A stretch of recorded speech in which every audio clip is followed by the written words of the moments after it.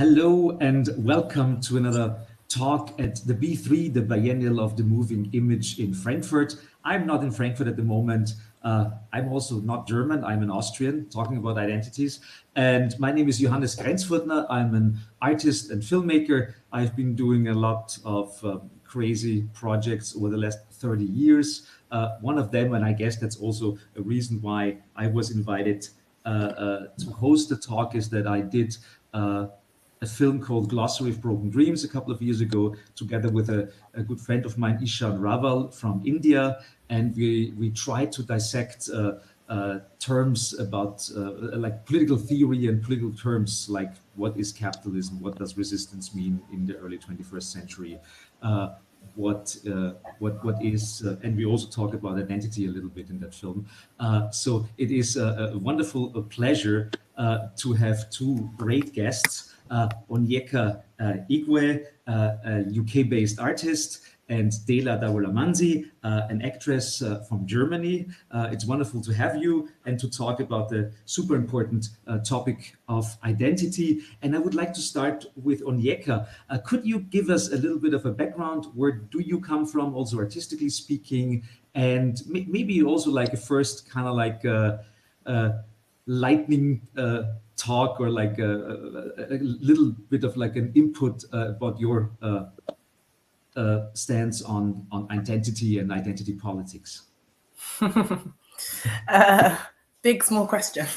Oh yes, absolutely, absolutely. Yeah, so I kind of like to put in my bio that I was born and I'm based in London, in the UK, because I think that for me, that's an important kind of specifier in terms of where I'm particularly coming from. I feel, like quite important that London as a place, with all its kind of contradictions and complications, is definitely a big feature in my work. My practice is based somewhere between cinema and installation, so it exists both in like the art world and a more kind of a film world as well.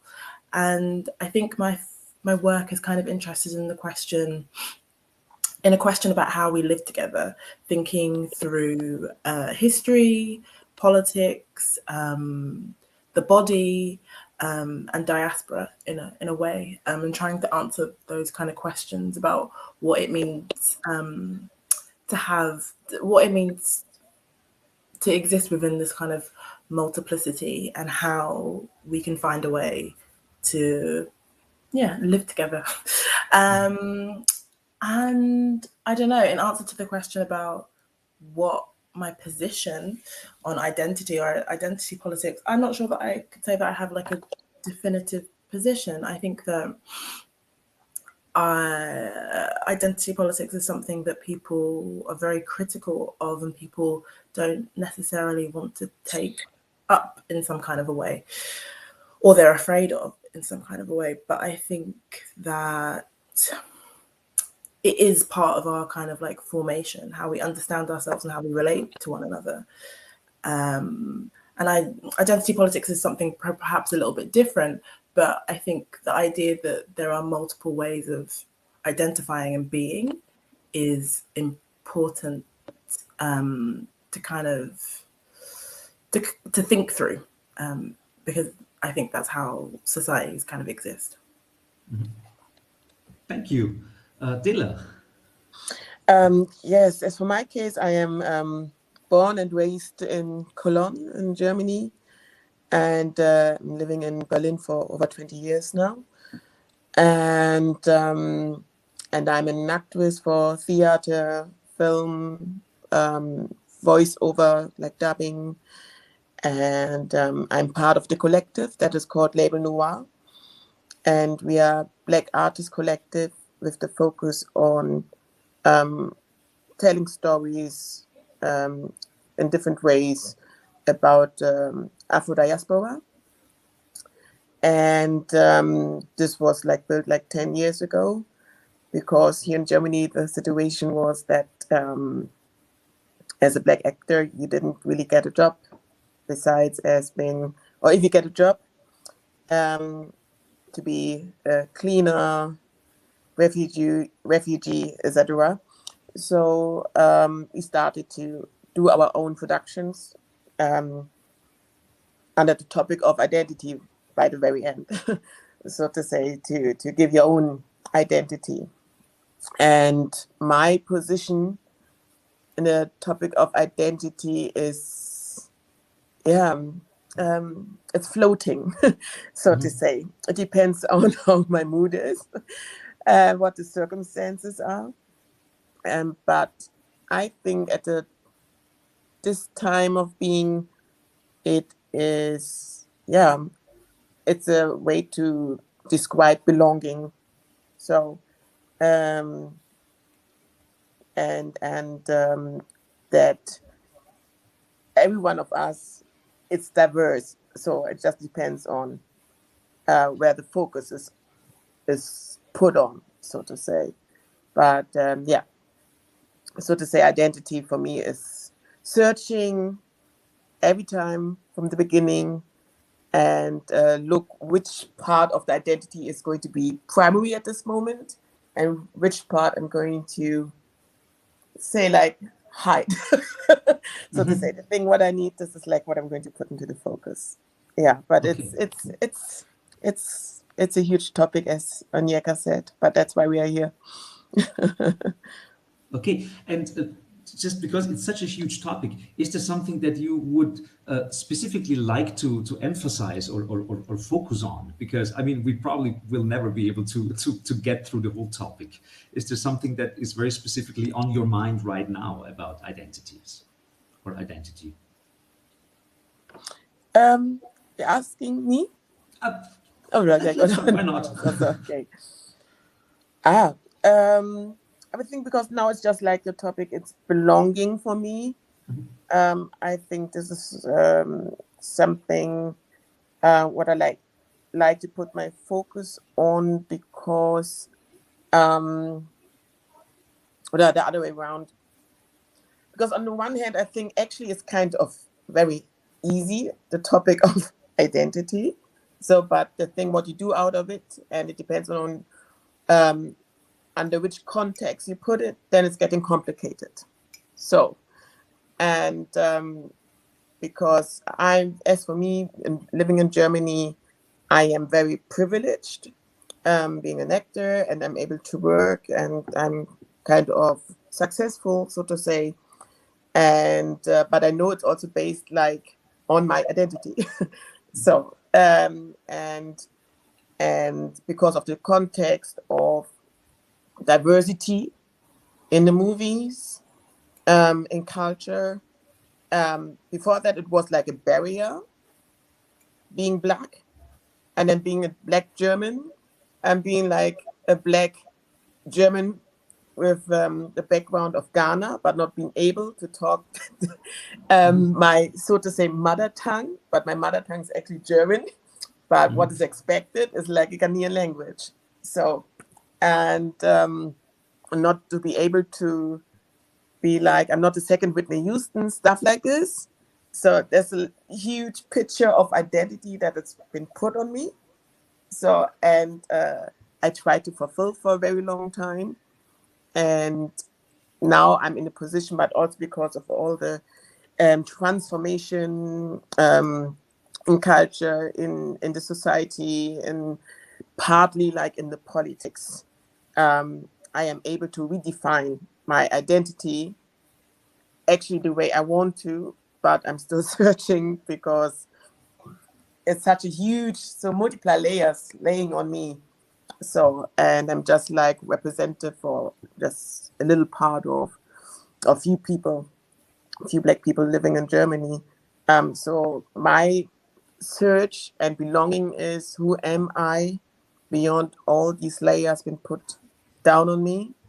So, and so what is the diamond, so to say, behind The it? pearl. The pearl, yes. Yeah.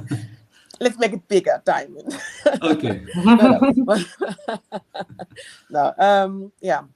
So this is actually my position at the moment, or my point of view, or my axis, I think that's the word.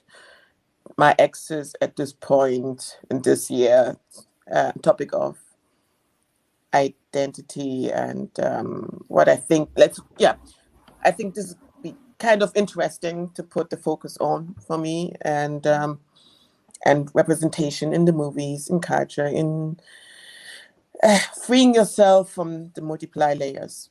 So, yeah. Mm-hmm. Yeah, I think that I think something you were saying, I think, what does it mean to go beyond, like, at the moment, what you were saying earlier in terms of, it feels like there is some kind of energy toward increasing representation, or like all these kind of schemes that exist. Like if you think at the kind of top of the film industry in terms of the Oscars, them trying to like institute these kind of quotas, for want of a better word, to make sure that more productions are more diverse. And the same thing in the UK with like BAFTAs, you have to have a certain level of representation to qualify. So there seems to be these kind of strides in the industry towards increasing representation. But I think what you were kind of alluding to is that also is this kind of tokenism that happens because of that. And it feels to me very like surface level, and not really addressing like what goes beyond representation. What does it mean if suddenly what does it mean now that there are more films that have Black directors or feature Black actors? What does that mean for a kind of more holistic idea of equity and power? You know, like I sometimes wonder, and what you were saying, does it feel like sometimes you're kind of getting tokenized and being selected because people want to tick a kind of box, rather than are interested in particularly you. Just recently in the UK, there was like in London, there was in this past month, a lot of my Black friends had like big institutional shows at galleries. And a friend was like, what does it mean that that's happened all at once this month? Like a year, or like 18 months, a year after all the protests were happening last year, and all these organizations and institutions saying that they're gonna do better. What does that mean that it's suddenly happening this month? And what does that mean for the next year? Will it be the same, or is it kind of a trend, a kind of a fashion or something? So I don't know, that's what I was kind of like thinking about when you were talking about your experiences. Totally, because it's a huge topic among us BPC actors.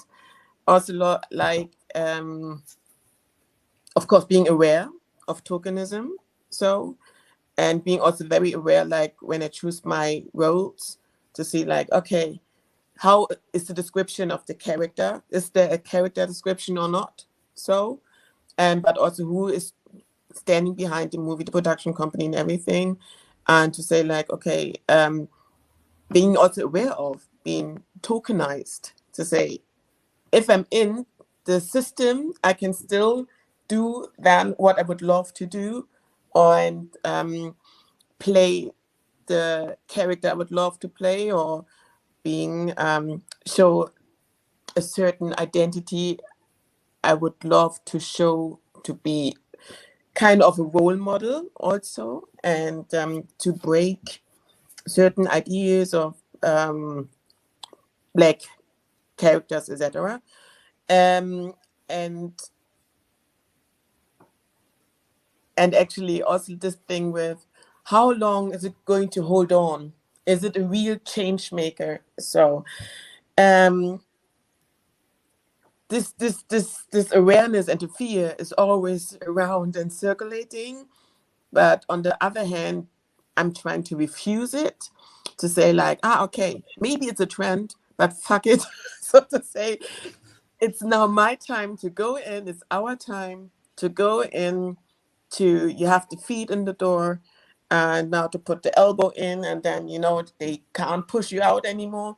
So you need this, okay, like Nadelöhr in German, the needle thing. The pinhole, like the The pinhole, thank you. Yeah. You need the pinhole to get in, and then when you're in, then you have the possibility to be part of the change and to push it, or you've got a voice. So at the end, you know, and I think to be aware of it, you can be like, you have the second consciousness, so to say. You can always be like 2 steps ahead,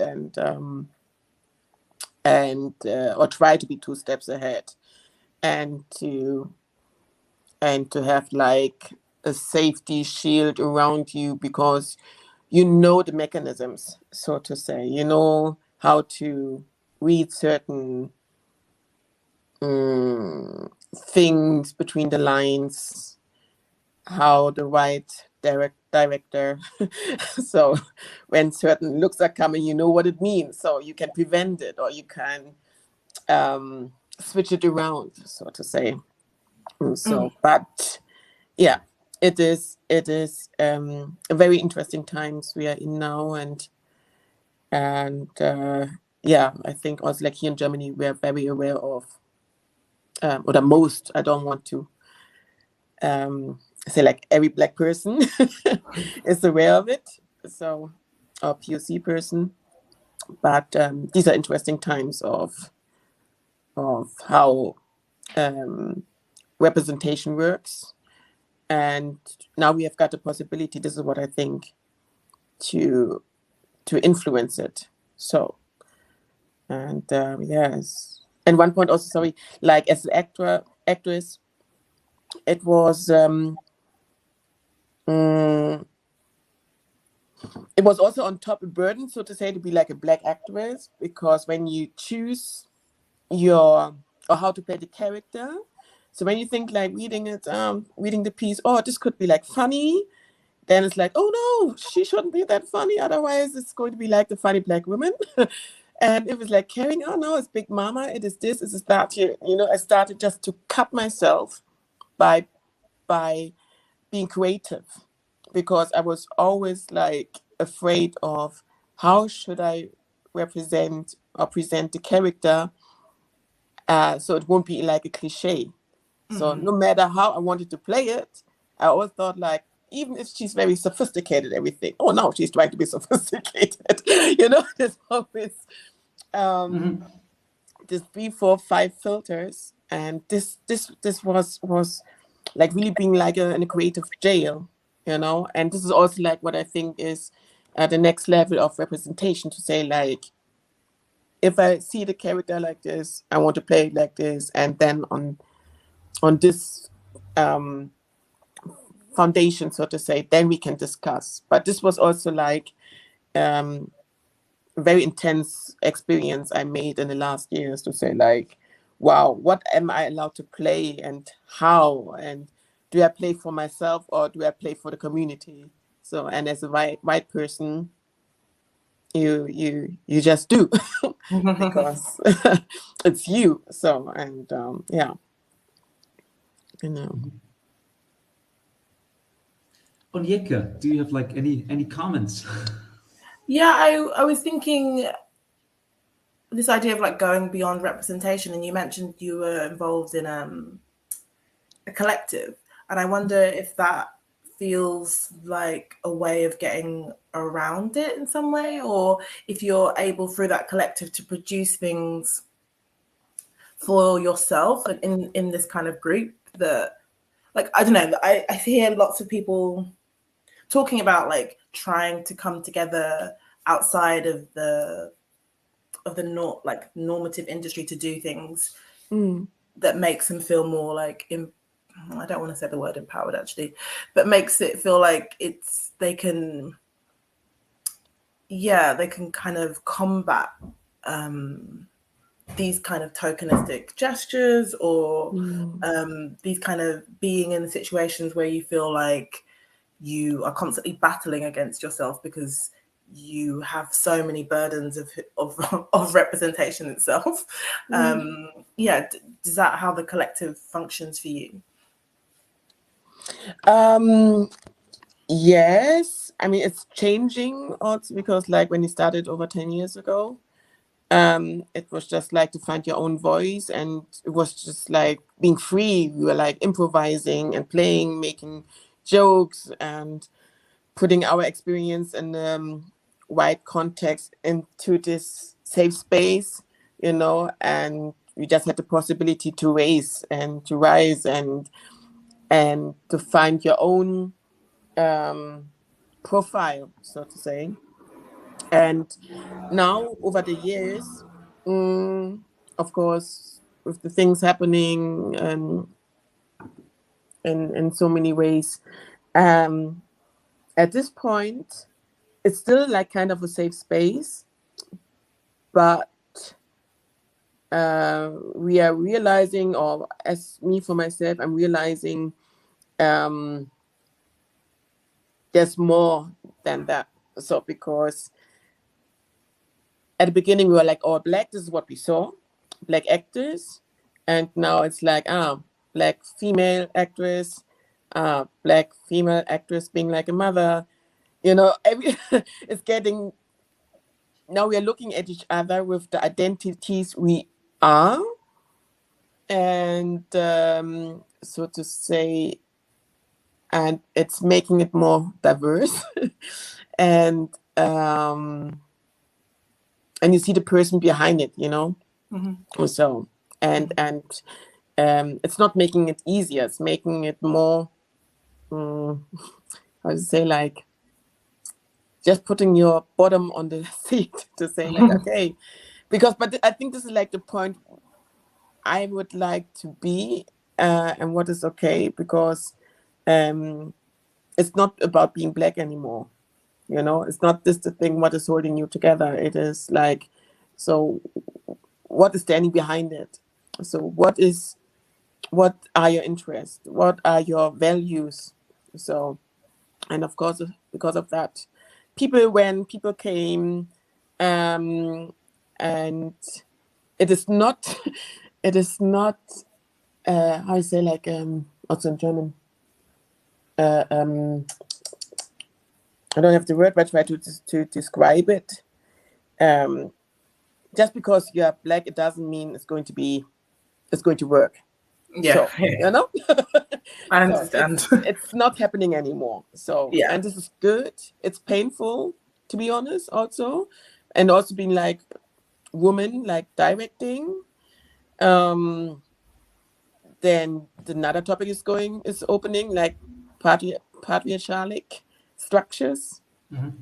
And yeah, so I think we are like on a good way, because we can put this primary features aside, so to say, and look what's standing behind it. And so like it's an opportunity to have like a deeper conversation that's beyond the kind of surface level. We all have the same identity, therefore we can all get along, and we all like think the same way and like have the same ideas. There's this assumption when it's operating from the only person in the room, or like this tokenism, that there is like a monolithic understanding. And I think it gets more interesting and useful when you go beyond that, and you actually, there's a lot. I mean, for me, the kind of big issue really is power. And that is connected to identities, of course, definitely, but that is something like I don't think it's so helpful. Like, some representation isn't gonna answer that question of power and hierarchies. It's not, is it? Yeah, it's not. I don't think it. I don't think it does. I don't think it's just having like a few Black people on a board, or like as a director. I don't think really transforms how things are done, and the status quo, and how things favor certain kind of political and cultural ideas, I don't think that changes just from having some representation. I think my friend Ishan had this comment in the film that we made together, where he said the main problem with leftist discourse at the moment, and he and I, we are leftists. So the main problem seems to be that that there's always a talk about we need more X in X, we need more women in business or in boardrooms or something like that. But at the same time, there's hardly any debate what people in boardrooms do and the violence that comes out of the basic structure of how like corporations work, how business works. And does it really change anything if you have X in the boardroom, or should we just change what the boardroom is? But the question is like, that's also, I guess, a debate about such a broad topic of like how society and economy is structured that, I mean, you don't even know where to start, I guess. Mm-hmm. Yeah, no, I mean, you know, people talk about that as a kind of like lean in feminism, this idea that, yeah, if you put some women on a board, it's gonna, or like some, you know, the arguments around when Theresa May was a prime minister here, everyone was like, oh, great, how, you know, it's feminist that we have a woman prime minister. Does it really matter when she's like enacting incredibly racist, hostile environment policies? Like, I don't really care that she's a woman. Like that doesn't. Thatcherism, like we just have to go Exactly. back a couple of decades. I mean, but like, oh my God. Exactly. So I think that's what I mean. It's very basic to talk about representation only. For me, it has to be about a more radical like transformation of, but that's my own kind of like political ideas, but like I don't think it can simply be about representation. And I think also representation has been kind of co-opted in this kind of neoliberal politics that allows us to ignore the issues, the kind of like more fundamental issues that are around economics or around like a systemic racism, if we just are thinking about adding, as you say, X to this. Yeah, I mean, there is a lot of debate at the moment about the usefulness, and Dela, you kind of address that you say like it's good for you because it gives you the chance to do something, because there's, for example, let's take another example, Pride Month. There are many companies supporting Pride Month, and there are pride flags everywhere. It's this like June every year, and it's definitely a good thing because it gives an emphasis or it focuses on that kind of like, for example, like sexual identities. But at the same time, of course, the question could be asked: aren't businesses doing whatever they can to attract customers? But at the same time, I guess I totally understand that you say like, if there is a certain trend, why not use that for me in the best way I can? Yeah, because it's not only like for me, it's also like for the next generation. And I also could totally get your point, also Onyeka, but for us, it's not only for myself that I have the possibility now to work and to follow my goals, but I also have influence on the next generation, you know, and like representation for a kid. For me, it was like when I was small, there was only like white characters on screen. So, and then you saw a Whoopi Goldberg, you know, it's like, oh, there is this certain possibility to be on the screen. So now I can do this for the next generation. And so it's getting kind of normal for them. So this is my belief, to be part of the transformation. So, and to be part of the transformation or to have this certain representation, the way it works in this context we are living in, we need certain trends. I think it doesn't, as it seems, work without a trend. So, and with the capitalism, you have to take the money, or it's like this: the money is there, the marketing is there, it's squeezing ideas, political ideas, and agendas. But then there is awareness is coming to this topic, and I hope from this,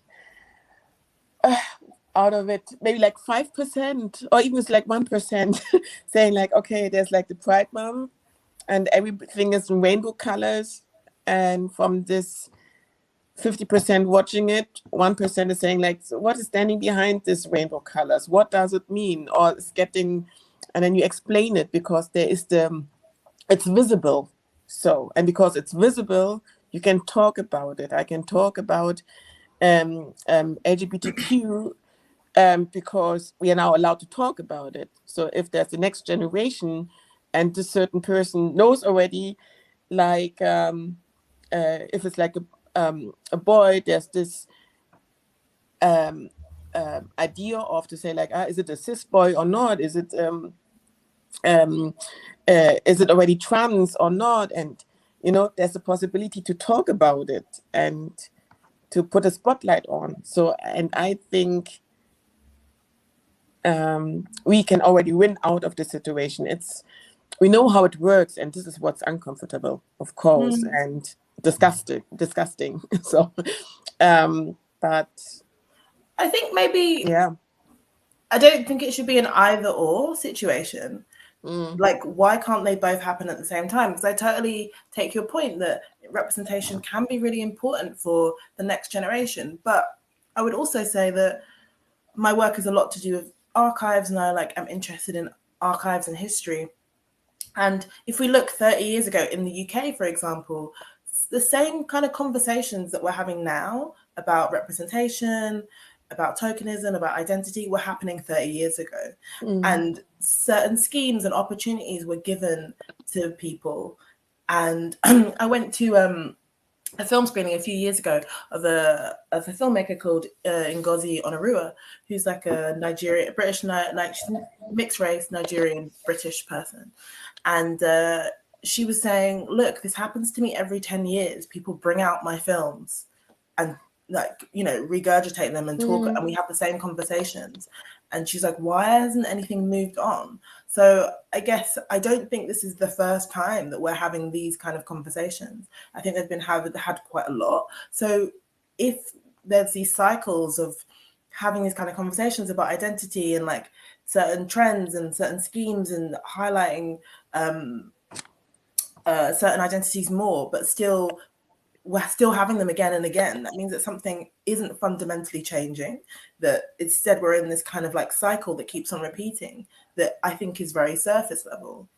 And you reminded me when you were talking about Pride Month that a few years ago when I was living in Canada, I made like a film and art installation with an artist called Felix Camelson, and we were thinking about this kind of co-option of Pride, of the rainbow flag, of this kind of radical protest into a corporate month. And as part of that work, we produced these kind of billboards that we put in the place that we were doing the work in Warkworth, which is a kind of rural part of Ontario, because there was a prison really close by, and we wanted to kind of highlight what was going on with queer and trans prisoners really close to this town that was kind of selling itself as a kind of lesbian gay idyll.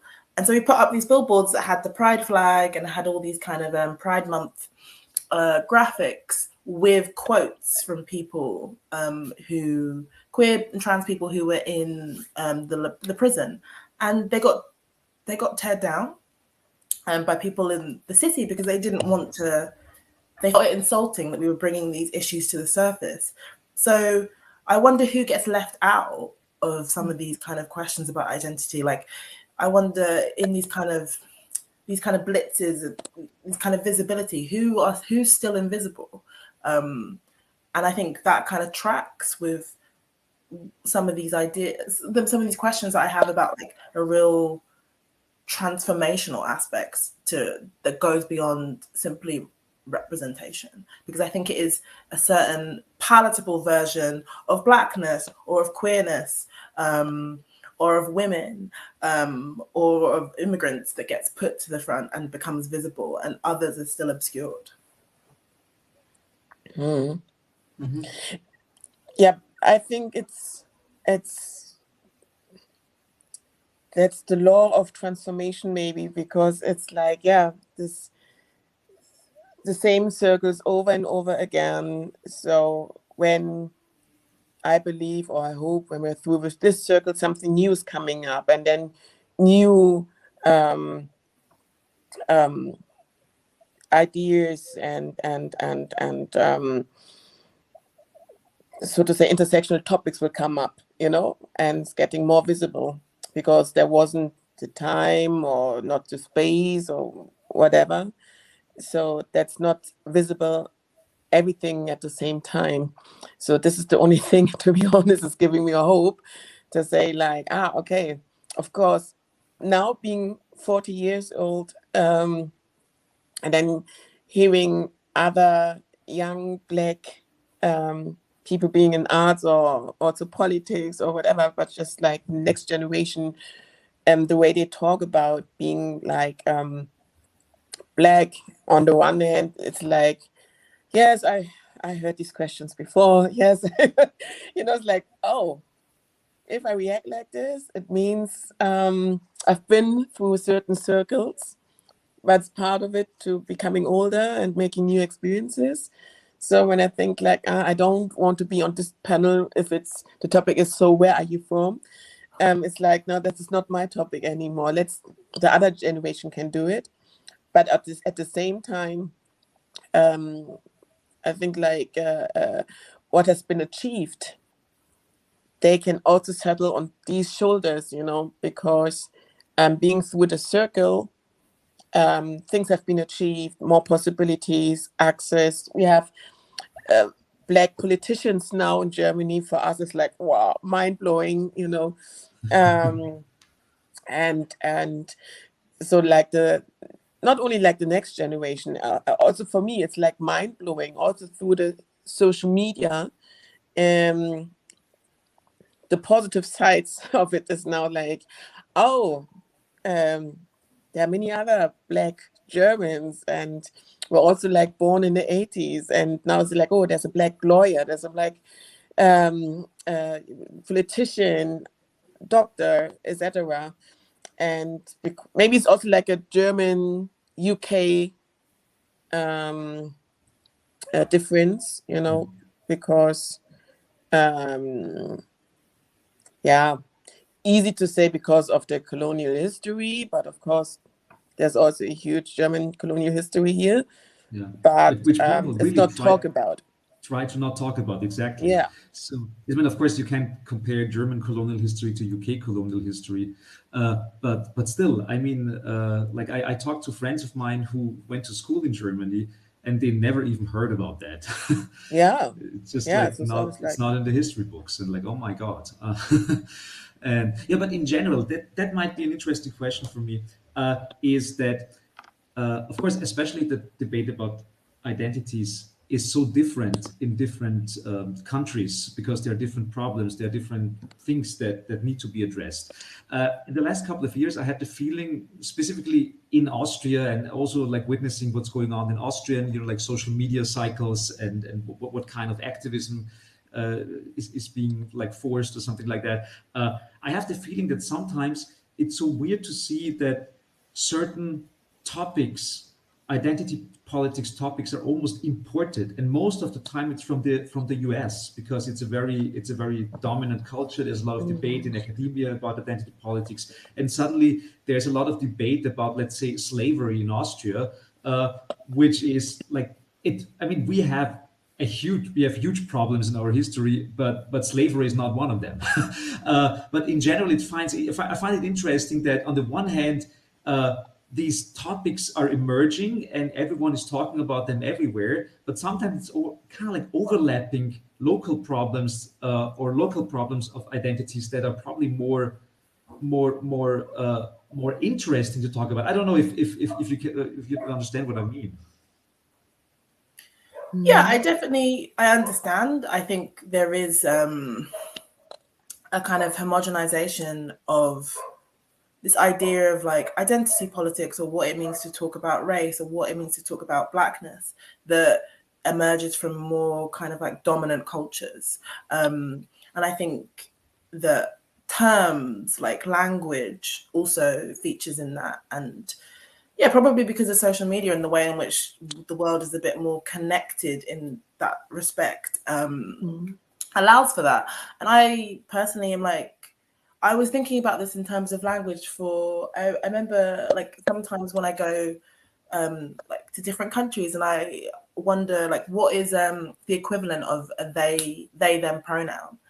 And you ask people, for example, I was in Italy and I was asking, and someone was like, oh yeah, it doesn't quite like work because of the way in which language, the Italian language is, and how all objects and things in the world are gendered. So like there's like some kind of way which it doesn't quite map on. And so I think, yes, there is a way in which things become homogenous and the specificity is lost. And I personally am really interested in what like Black German identity, Black Austrian identity is like, what those specificities are like, and how there is like solidarity possible across difference, but also specificity that is interesting, that also allows us not to think of these things in really monolithic terms. But I would say also that sometimes I feel like people kind of utilize those things as a way to kind of ignore histories or ignore culpability. Like you were saying, how there's sometimes the perception that, yeah, this idea of like comparing colonialisms, I find quite difficult and not very helpful. Does it really matter? Like, I mean, like, how are we comparing them? Is it not the very concept and idea, like, so enough that we don't need to like count bodies, you know, to be able to significantly say that these were things that we don't kind of agree with? Feels too loose a term, but I can't find anything better at the moment. So yes, I do definitely agree that there is this kind of like cultural hegemony from mainly the US, but also I imagine from the UK, that kind of blunts the kind of diversity of experiences. Yeah, I also, it's very interesting because our last production was the story of Emmett Till, and we as Black actors also played like white characters. So, and what is like mind-blowing here in Germany. So, and we had the situation that one from the crew left the production. He's like a Black American. He's like, how can Black Germans, that was funny.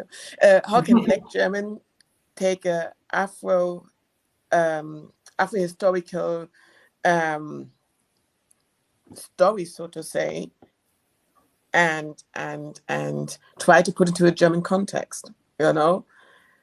And this was like, okay, so we really had harsh discussions about it, but this was very interesting because we thought like, okay, there's a Black collective experience, you know, so as a Black person, and then we had to learn like for the first time to say, oh, there are few voices who are saying like, oh, you got your own history, map it yourself, so, and don't take our Afro-American history and try to make it like a German experience, and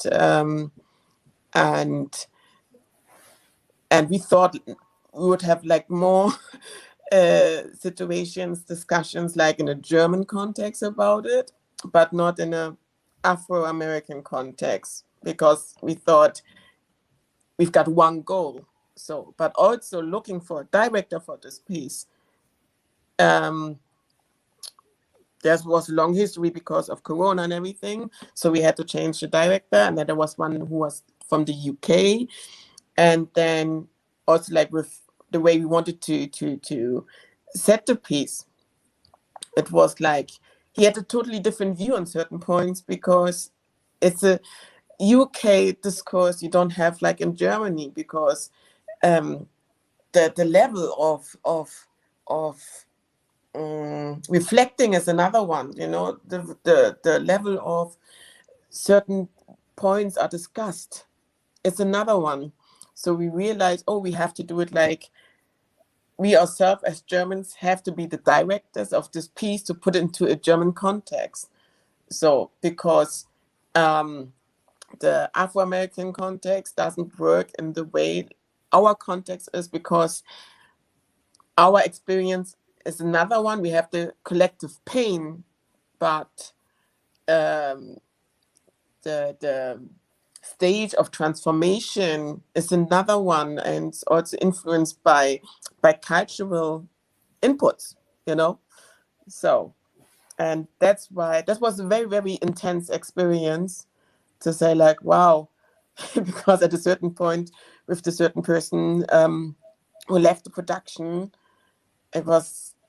we had a fight. So, and that's like, my trauma is also yours, you know, and because I also had to like racist experience, but it was like, but there's still another one, you know.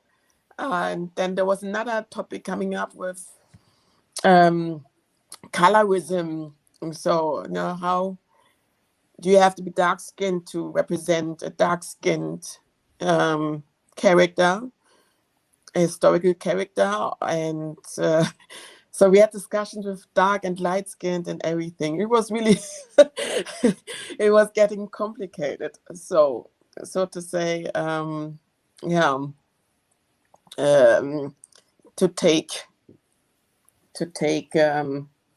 certain political agendas from other countries to another, it depends on what you are talking about, to say like, okay, we are equal on that page and then we can fight together on that one. But I think this is like one of these ideas which are wrong to think. Oh, I hope you can see it. It's equal. We are not. So this is like what my experience and what my experience out of the production is. Yes, we're talking about, as identities, for me, is talking about biographies by the end of the day. You know, it's like, and this is like how I want to be seen, you know, me as Dela. Yes, okay, yes, happen to be Black woman and a Black and woman and being here in Germany. I mean, I asked myself in between, how would I be if I would have born and raised in Ghana, in China, you know? Maybe like the material is the same, but what is coming out of it, it's another thing by the end of the day. So as we said at the very beginning, Onyeka, also like, it depends on where you're located in, you know, when you say like, okay, you're born in London and raised, this is giving you idea, your location, about how you're socialized. And maybe what kind of point of views you are having. So, but this is what I'm heading to, or my wish is to say like, okay, the identity is biography, nothing more, nothing less. And guys, take it easy, so to say. Yeah. Yeah. I mean, for me, it's interesting to see that we all seem to be like one giant Venn diagram with lots of different, you know, like parts of our lives that kind of like overlap and at certain points form different Venn diagrams and just like move around and change. But some of them are also kind of like static because people just don't want those diagrams to move around. I don't know if I'm explaining it in the right way, but it's almost like there is a certain gravity to things that cannot be ignored. And that's the hard part of talking about that. I mean, of course, it's a completely different experience. But when I go, for example, to the United States and they hear my accent, it's almost clear for me that, like, even though I'm white and everything, it's just like even the questions and how they react to me change things that would never happen to me in Austria. And of course, that's only like kind of like surface detail compared to to many other like graver identity problems, let's call it. But it's like I mean, I'm such an optimistic person that I really like your perspective, Dela, that it's not like a 2-step forward, 1 step back kind of thing. There is change happening. I'm not sure. Are you so optimistic, Onyeka? I don't know. It's such a weird question, but it's maybe I'm too optimistic. I don't know if I maybe would think about. I don't know if I am quite an optimistic person. Like I think I'm optimistic, but also maybe cynical at the same time. And I guess I think that I do think that biography is important, and I think that we exist with lots of different identities.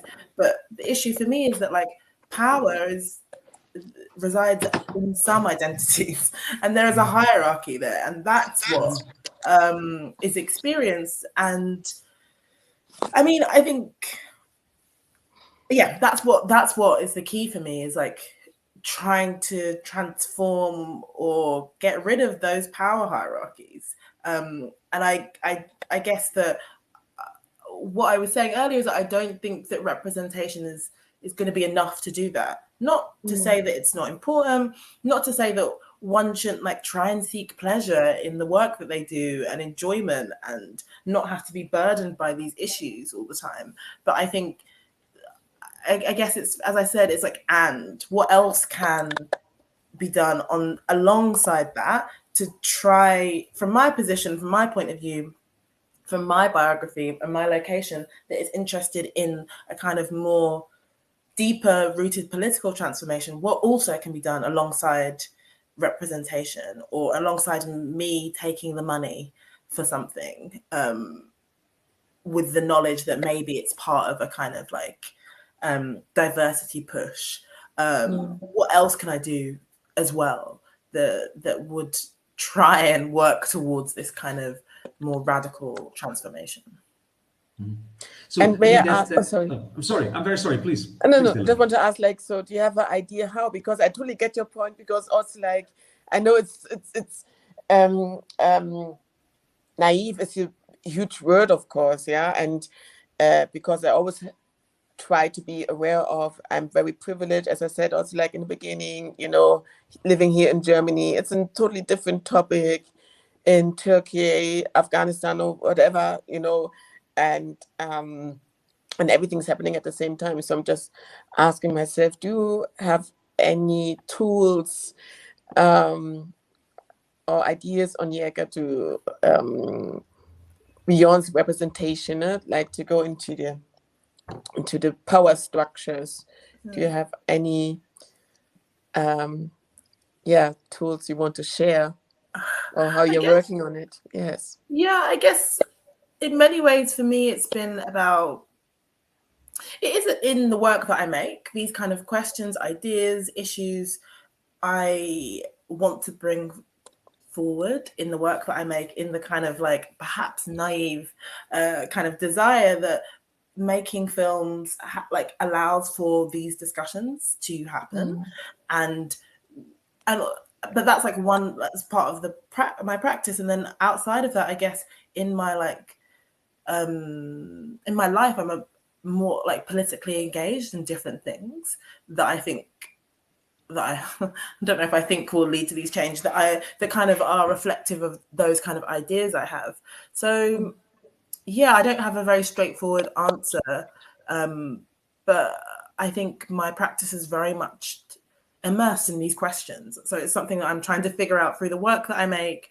Also, as you said, like the kind of collectives, being involved in kind of collective work and collective practices, and trying to establish ways of being and working that are outside of the kind of mainstream models or mainstream power dynamics or hierarchies, trying to work kind of cooperatively in a kind of non-hierarchical way to like produce models that don't reflect these kind of power structures that I'm critiquing. Okay. But I mean, that again feels a little bit small, you know. But we have I think to start perhaps, from somewhere, you know. exactly, and I It's think huge, you perhaps know. and it's the So combination of all these things, maybe. totally, yeah, totally. Because I mean, I always say like just living here is political, you know. Just being me in this white world and white context, it's already political. The way I wear my hair, you know, and it seems to be like sometimes very small, but these are the certain moments when maybe just like a kid is looking at you, is like, wow, she's wearing her hair long and open and afro or shortcut or whatever. The hair is not relaxed. It's like, damn it, I was looking for an answer, and in this certain moment, I saw this person, and it's going to have an influence on you. And then the next day is like, if somebody's trying to touch your hair, it's like, no, don't touch my hair, because I just saw a lady recently with an afro, and when somebody tried to touch her hair, she was like, no, don't touch my hair. And something like this is already so political and so strong, so and powerful. So I think what I'm just trying to do is support us in what we are doing, and to say like, wow, it's big, and I think it's just like being, just to, moving. We are moving, so, and we are trying. So I think this is already intense and a lot, and yes. Yeah, we are almost at the end of our hour, so it was so great talking to you. Maybe one last question or one request of you is maybe you could give us some like maybe shout outs to organizations that you would like to emphasize, or other artists that you like to mention in the context of the debate of identity, or something like that. Maybe something that you want to spread as the last part of our conversation. Maybe let's start with Onyeka. Okay. In thinking about perhaps more specific kind of Black identities, I know that there's going to be a show in Vienna from a Black artist, Belinda Kazim Kaminsky. It's kind of like about, or like looks at Blackness from a kind of Austrian perspective. So I think that's what I'd like to. I'll put that on my list immediately. Yeah. Around the corner. So. I would like to put a movie that just came out. It's called Ivy the Ivy, from Sarah Blaskiewicz. And it's a movie about Black German. It's more than Black German identities, but it's like the first movie in that way being produced here in Germany, and about two sisters and realizing or getting to know each other, like, whoa, I've got another Black sisters here. And it's about belonging, it's about friendship, and a lot about identity, like all the topics we're just talking about it right now. It's concentrated in this movie, and yes, and I would really love to support it. And because of that, also that's like the first Black German actress won, like the Lola, it's like the German Oscars. So in 70 years of history, there's like the first Black actress won such a huge prize, you know. And that's why it's my shout out going on that point to Lorna Ishema and Sarah Blaskiewicz and everybody who produced it. And watch the movies. Yes, the movie. Yeah, I will do. And of course, so people know exactly what we're talking about. We'll put all of that down there somewhere in the YouTube comments. So it would be great if you could send that over to us. We put it in there so people can just click on it, and that's super easy then. Thank you so much for the great conversation. It was a pleasure having you. And I hope we stay in contact. I hope you stay in contact with the. I can't hear you at the moment. Oh. Right? It's good that you can't hear me now, because it's over anyways. Oh, no. on the last meter. Wait. On the last meter, it doesn't matter. It doesn't matter. It was okay. Sounds Doesn't as if matter. the phone dropped it. Bye-bye. Bye-bye. Bye. Oh, I'm sorry. Bye-bye, Dela, and bye-bye, Onyeka. Thank you for being on the show. Thanks. Bye. Okay, thank you. Bye-bye. Thank you for having me.